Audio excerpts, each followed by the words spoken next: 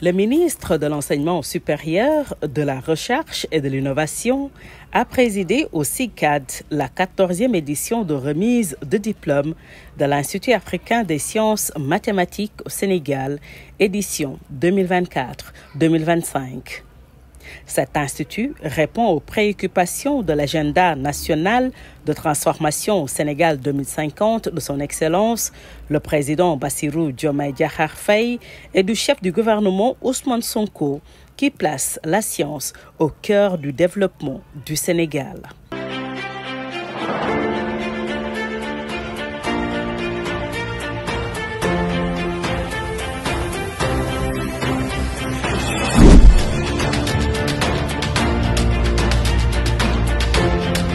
Le député Abdoulaye Tall, natif de Mbour, est très satisfait de l'enseignement dispensé à l'EMS et promet d'ailleurs d'être le relais au sein de l'hémicycle. Les mathématiques ne sont pas seulement des équations, mais c'est toute une vie. Et les mathématiques sont la base de toute la science. Il vient bien découvrir que sans les mathématiques, on ne peut pas être informaticien, on ne peut pas être médecin, on ne peut pas être spécialiste ou ingénieur en télécom. Donc, je pense que c'est le moment d'inviter surtout les pouvoirs publics à regarder davantage ce volet, à renforcer davantage cet institut. Et c'est le moment également pour moi de dire que l'Assemblée nationale a tout un rôle à jouer à ce que cet institut brille à travers le Sénégal, mais à travers toute l'Afrique entière, du fait des nationalités que nous recevons ici, que nous formons ici et qui vont certainement représenter dignement l'Afrique, dignement leur pays à travers les sciences mathématiques. Créé en 2011, l'Institut africain des sciences mathématiques forme des étudiants originaires de 15 pays africains dans divers domaines liés à la science.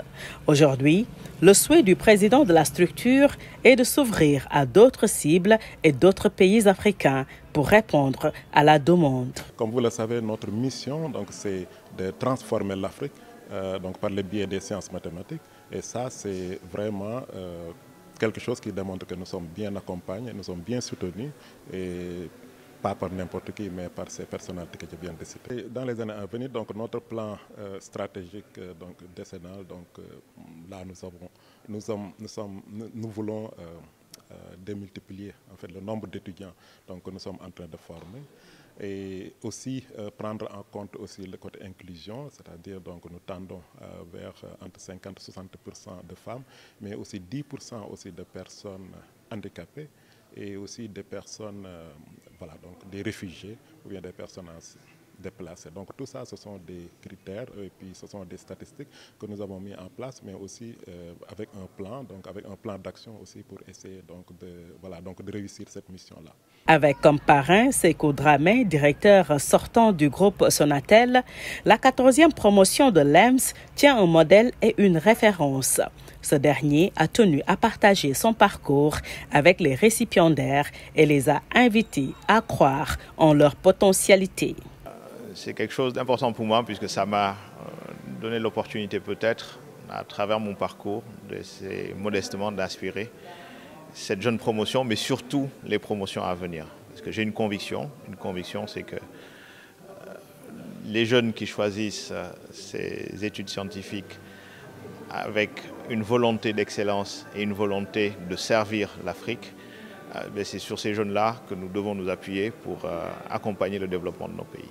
Et c'est bien cela que EMS est en train de faire en réunissant dans cette promotion 15 nationalités et en travaillant en leur donner une formation scientifique au niveau des standards mondiaux.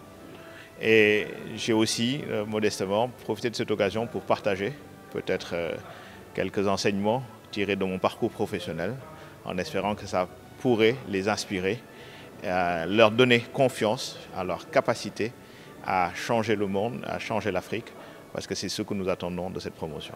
Le ministre de tutelle, invité d'honneur de la cérémonie, a réaffirmé la volonté du gouvernement du Sénégal de propulser le secteur de la science devenu à l'heure actuelle incontournable.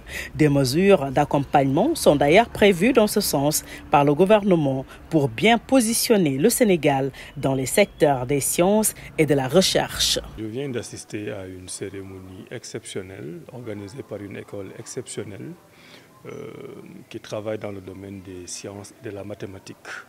Et vous savez qu'on a une grave pénurie de mathématiciens et de scientifiques dans notre pays. Et les instructions du président de la République, Bassirou Diomaye Faye, et du Premier ministre Ousmane Sonko, c'est de travailler avec tous les acteurs pour que cette pénurie-là n'est plus liée au Sénégal, n'existe plus dans les prochaines années. Nous avons beaucoup de bacheliers littéraires, ce qui est très bien en soi, mais il nous faut davantage de mathématiciens et de scientifiques. Et c'est autour de cela qu'est organisée aujourd'hui la cérémonie d'aujourd'hui, avec EMS en particulier, avec la présence de son directeur et de son président du conseil d'administration, la présence de l'Assemblée nationale avec Maître Tall, et surtout la présence du parrain qui a pu susciter des vocations chez les étudiants, parce que lui-même a un parcours de mathématicien et d'ingénieur. Je vous nomme M. Sékou Dramé, actuel directeur du groupe Sonatel. Et c'était l'occasion de leur dire qu'ils ont de qui tenir parce que les mathématiques ont forgé de grands leaders dans ce pays. Donc le message le plus important, c'est qu'un pays comme le Sénégal, l'Afrique de façon générale, ne peut pas se développer sans l'apport des mathématiques et de la science. Il nous faut davantage nous tourner vers ces sciences, il nous faut davantage orienter les filles aussi vers ces sciences pour que le Sénégal puisse avoir une masse critique d'ingénieurs, de scientifiques pour bâtir le Sénégal horizon 2050 que nous voulons. 43 récipiendaires issus de 15 pays africains ont reçu leur parchemin des mains du ministre de l'Enseignement supérieur, de la Recherche et de l'Innovation, ainsi que des autorités en présence de leurs parents et amis qui ont assisté à cette belle fête.